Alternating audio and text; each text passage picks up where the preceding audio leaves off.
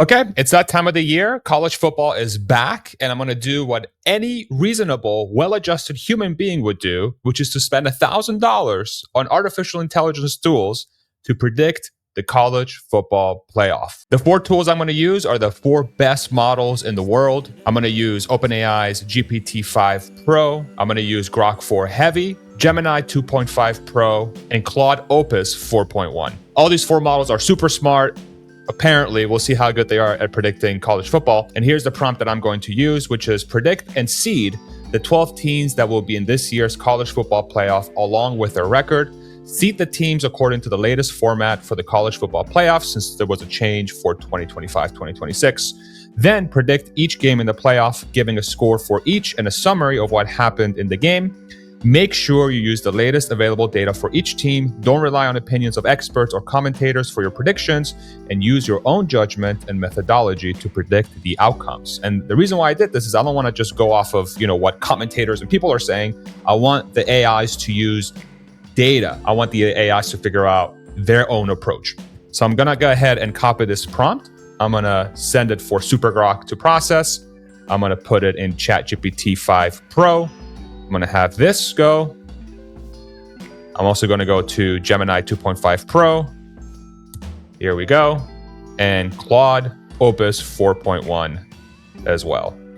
All right. And I'm going to go ahead and put on my glasses so I can read these results, and let's go. So it looks like Claude has finished its analysis. So has Gemini. Looks like Grok also has finished. It took about 3 minutes and 43 seconds. Google and Claude were finished in a few seconds, like 20 seconds. And ChatGPT is still going. So we'll let ChatGPT do its thing. 5 Pro. Usually it's the one that takes the longest in my experience, but probably because it's using the most data. So we'll start with Grok. We'll start with Elon. Let's see what Elon what Elon is predicting here. So based on preseason data from the 2025 AP Top 25 poll, historical team performance trends, conference realignments, and my judgment of team strengths, here are the predictions. Here are the predicted 12 teams. I predicted conference winners by assuming preseason favorites navigate their schedule successfully with minimal losses, and at-large bids go to high-performing non-champions. Records reflect outcomes after conference championship games. And then here are the seeds. So number 1, yes. Penn State, Big Ten champion, 13-0. Seed number 2 is Texas, the SEC champion at 12-1. Clemson is the ACC champion at 13-0. Arizona State is the Big 12 champion at 12-1. And then 5 is Ohio State at 11-1. Georgia at 6, 11-1. Notre Dame, 11-1 and 7. Oregon, 11-1 at the 8th seed. A lot of 11-1 teams, geez. Seed 9, Alabama, 10-2. 10, LSU at 10-2. 11, Miami at 11-2.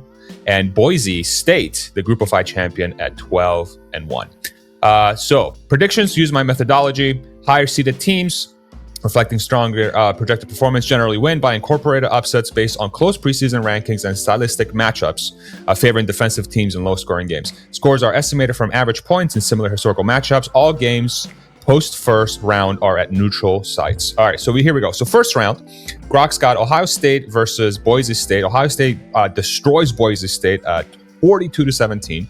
Ohio State's elite defense shuts down Boise State's run game early, while their offense explodes for 4 touchdowns in the first half. Yikes. Boise State scores late, but can't overcome the talent gap. Probably, I think a lot of humans will probably agree with that.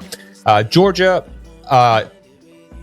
plays Miami, 31-24. Georgia wins. Georgia controls the line of scrimmage with a dominant rushing attack, holding off Miami's late comeback attempt with a key interception in the end zone. Very specific, very good. I think a lot of, humans would agree with this outcome. Now, this one's interesting. Notre Dame 28, LSU 21. LSU's getting a lot of hype this year. Notre Dame still going to be a very strong team, but it looks like Notre Dame's going to take this one. Notre Dame's disciplined defense forces 3 turnovers from LSU's high-powered offense, sealing the win with a fourth quarter touchdown drive. Irish out there are probably psyched about this one.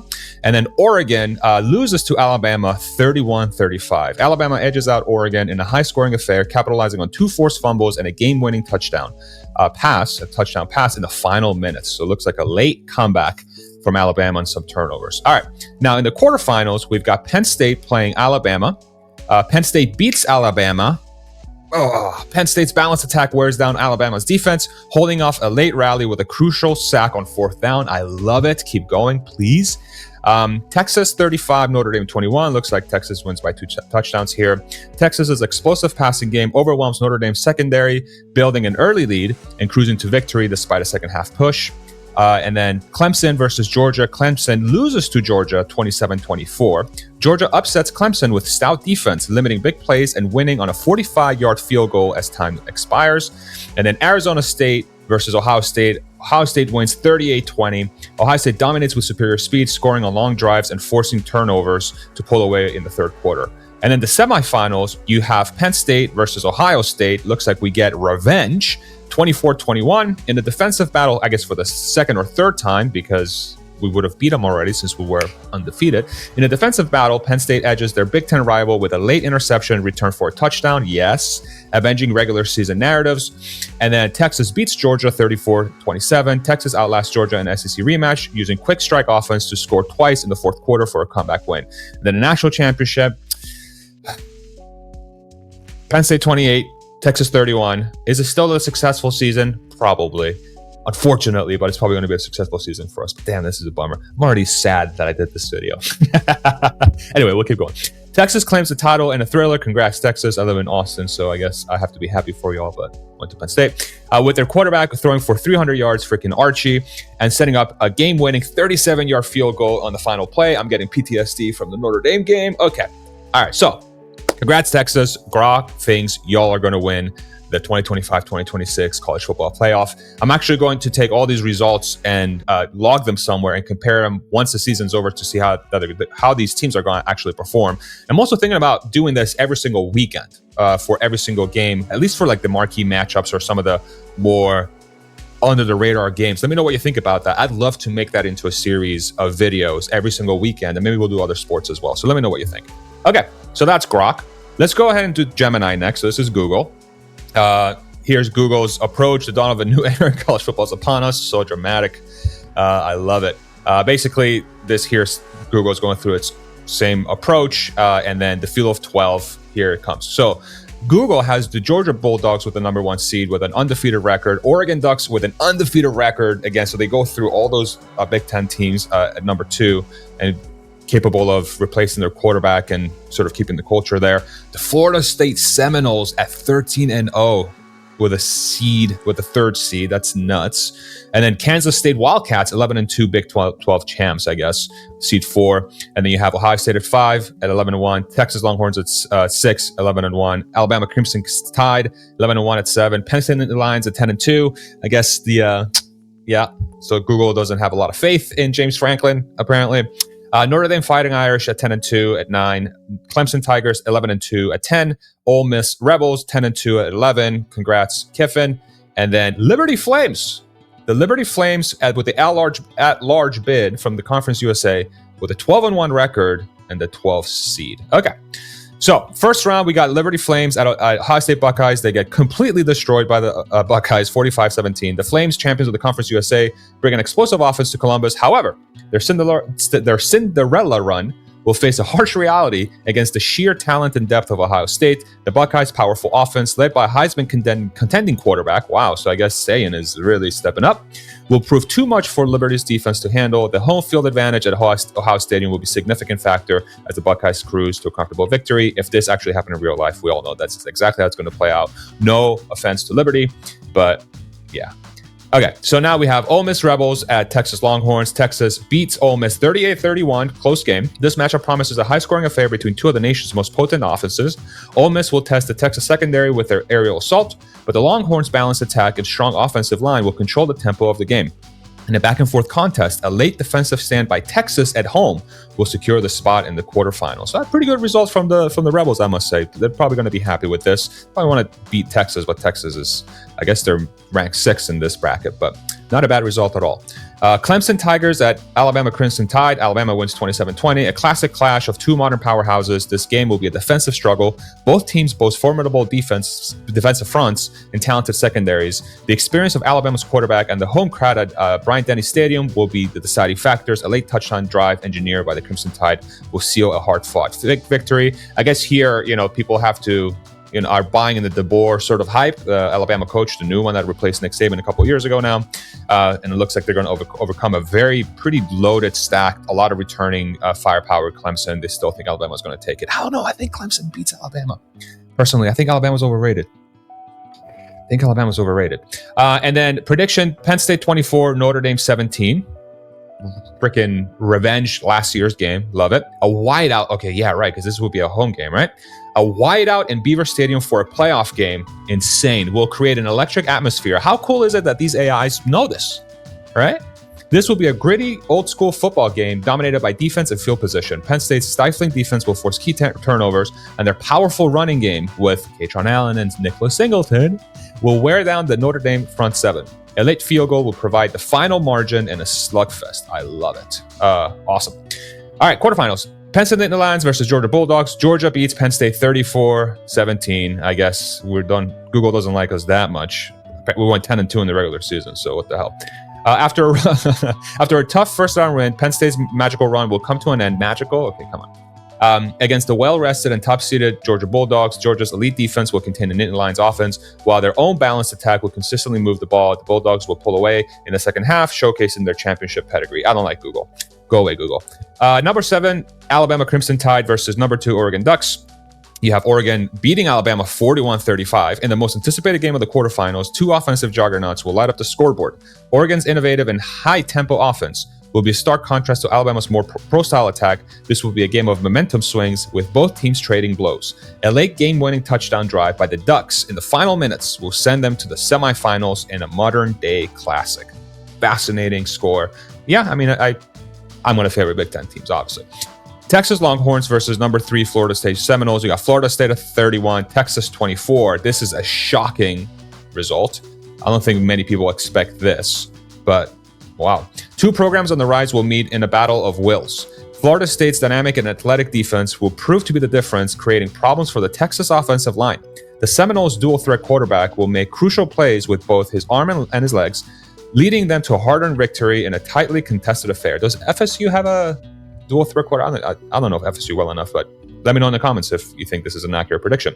And then the Buckeyes versus the Wildcats, Ohio State versus Kansas State. Ohio State wins 35-24. Kansas State's disciplined and well-coached team will present a tough challenge for the Buckeyes. The Wildcats will control the clock with a physical running game, but Ohio State's superior offensive firepower will ultimately be too much to overcome. The Buckeyes receivers will make explosive plays down the field, and their defense will come up with key stops in the fourth quarter to secure a trip to the semifinals. Now, to the semifinals, we have the Buckeyes versus the Bulldogs. Georgia beats Ohio State 28-24. A rematch of the classic college football playoff semifinal. This game will once again go down to the wire. Ohio State's offense will find more success against the Georgia defense than many expect, but the Bulldogs' relentless pressure and physicality will take their toll. A late, methodical touchdown drive by Georgia will be the difference, sending them to the national championship game. And then Oregon beats Florida State 38-27. Two of the most athletic teams in the country will clash in a high-octane semifinal. Both offenses will showcase their speed and playmaking ability. However, Oregon's offensive line will prove to be the dominant unit, giving their quarterback ample time to dissect Florida State's secondary. The Ducks will build a second-half lead and hold on for a convincing win. And then now we have the Oregon Ducks versus the Georgia Bulldogs. This is SEC versus Big Ten, and looks like Google is a freaking SEC fan here. I don't know, it's kind of biased. Georgia 31, Oregon 27. The national championship will be a battle of contrasting styles. Georgia's methodical dominance versus Oregon's explosive offense. The Ducks will jump out to an early lead with their quick strike capabilities. However, Georgia's championship experience and wavering defense will allow them to climb back in the game. In a tense fourth quarter, a go-ahead touchdown by the Bulldogs with under 2 minutes remaining, followed by a game-sealing interception. Freaking interception will secure their third national title in 4 years. All right. All right. Google, you're making stuff up. Capping off a perfect season. Insanely SEC bias. Come on, Google. Get your stuff together here. But what's interesting is both Grok and Google predict an SEC champion this year. So this whole, SEC's back. They're going to overtake the Big Ten again. Maybe. We'll see. Looks like both models predict an SEC champion. Okay, let's do Claude, and then we'll finish with ChatGPT 5. So Claude has Texas at 1, 12-1. Penn State at 2 with a 12-1 Big Ten champion and SEC champion Texas. Clemson 12-1 ACC champion, and Arizona State 11-2 as a Big 12 champion. Then for the 5 through 12, they have Ohio State at 11-1, Georgia at 10-2, Notre Dame at 11-1, Oregon at 10-2, Alabama at 10-2, LSU at 10-2, Miami at 10-2, and then Boise State at 12-1.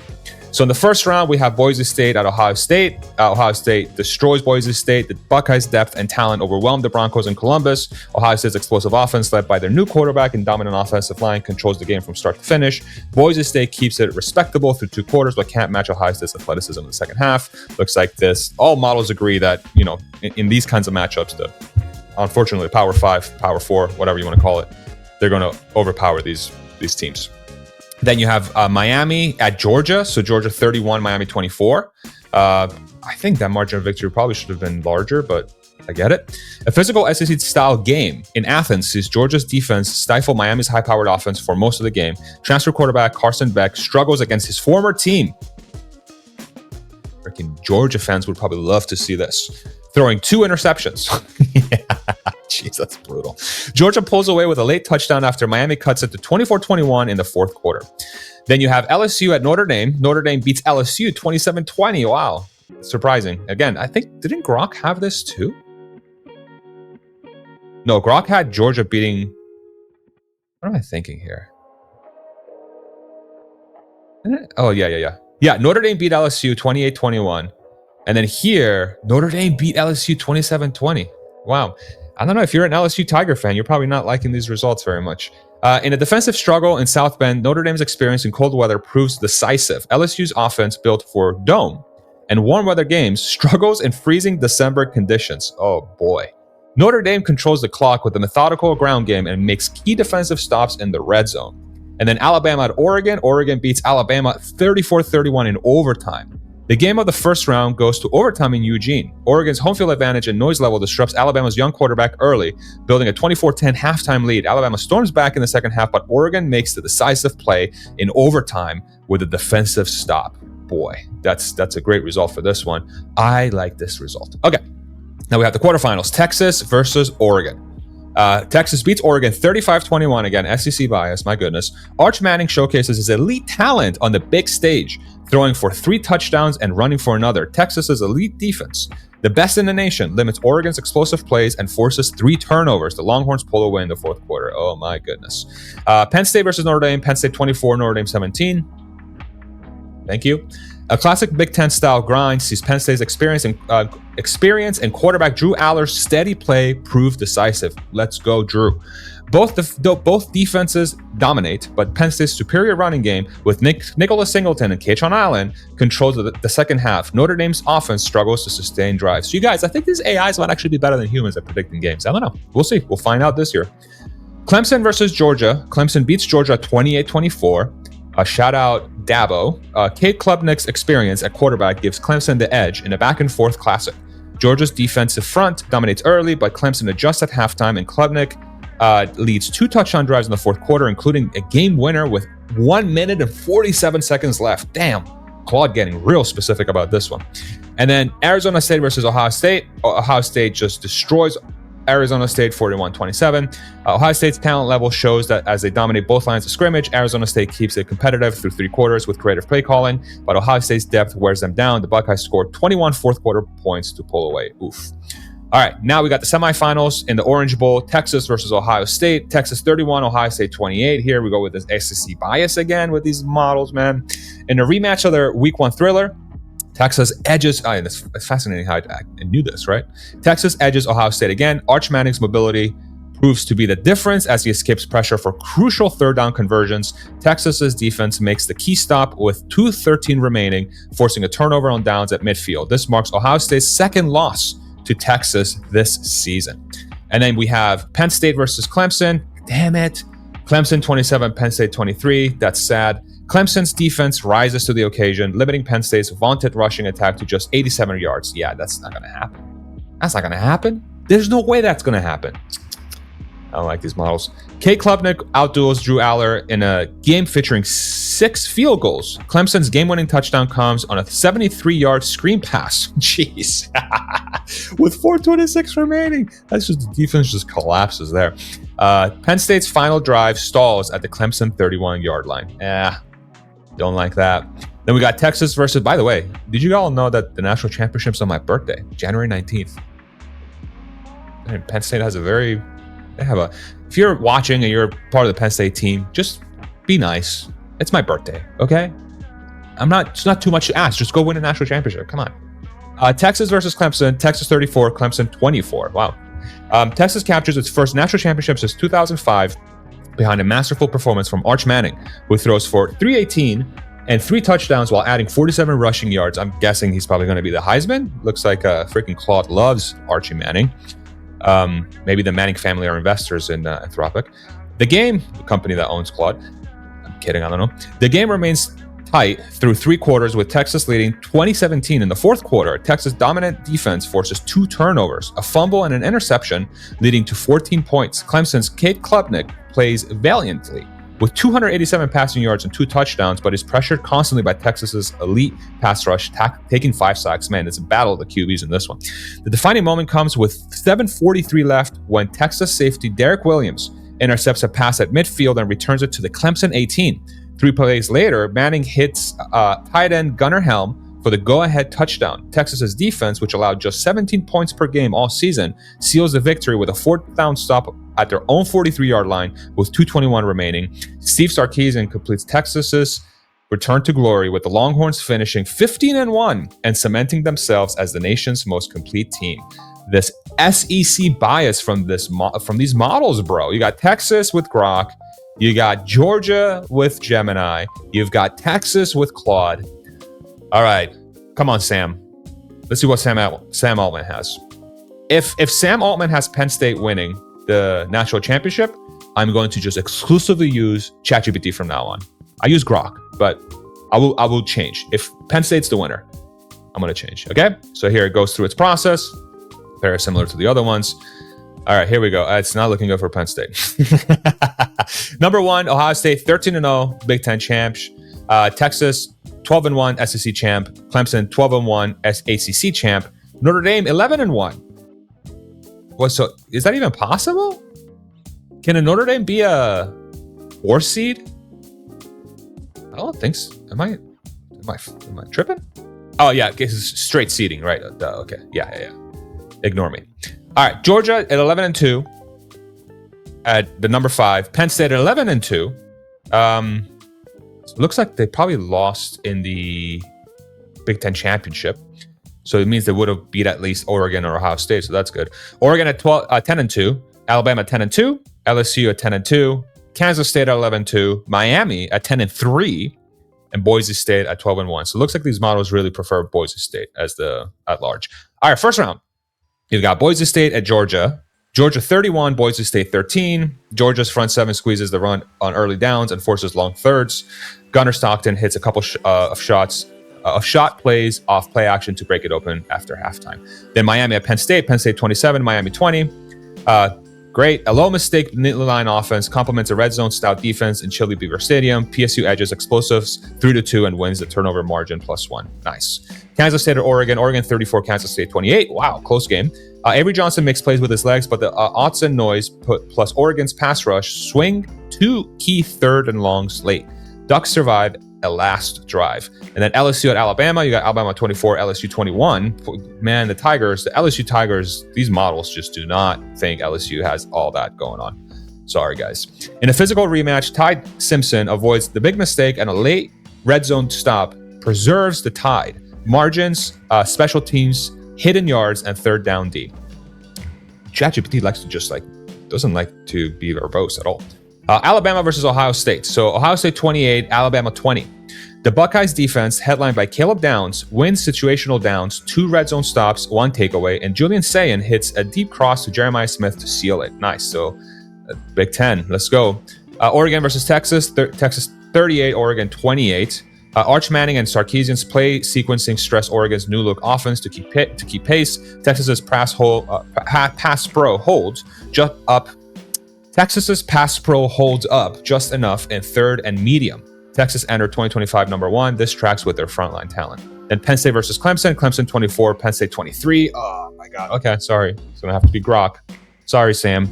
Kate Klubnik engineers a 2-minute drill for the go-ahead field goal. Clemson's veteran defense, high number of returning starters, limits PSU's explosives to field goals. Man, that's... Come on. One model could have had Penn State winning. Didn't happen. Georgia versus Notre Dame.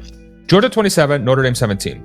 Georgia's lines win both trenches. Notre Dame's schedule-hardened group with A&M, USC, and Miami keeps it tight before the Dogs salted away with a 10-play, 6-minute drive. Just freaking grinding away at the end there. Wow.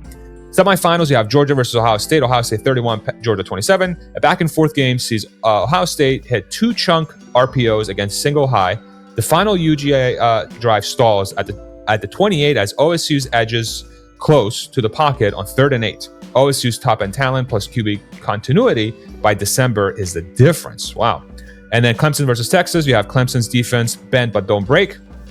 Clemson's defense bends but breaks. Just kidding.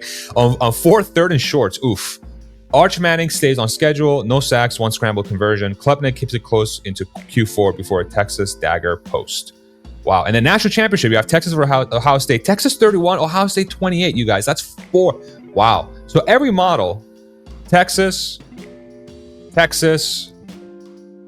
is it? Georgia, right? Georgia and Texas. So, wow. So SEC is getting a huge preference in these models, and then Texas wins the national championship in 3 out of 4 of these simulations.